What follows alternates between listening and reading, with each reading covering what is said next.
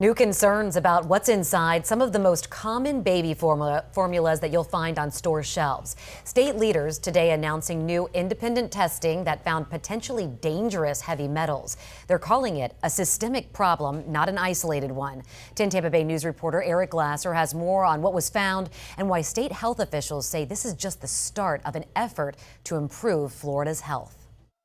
Well, state officials gathered here east of Bartow today to sound the alarm on what they say are toxic levels of chemicals and metals inside baby formula that Florida families use and rely on every day.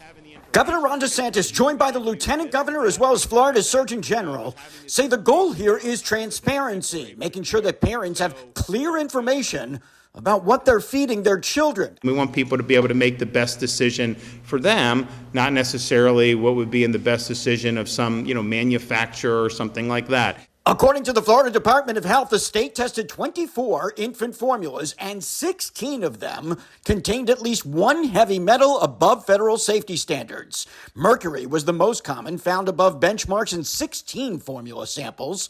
Arsenic showed up in 5, cadmium in 3, and lead in 2. Neurodevelopmental injury, we're talking about injury to your kidneys, to your lungs, to your livers, to pretty much every organ in your body. First Lady Casey DeSantis, a mother of 3 and a cancer survivor, was leading the effort. I don't want anybody to have to go through what I went through.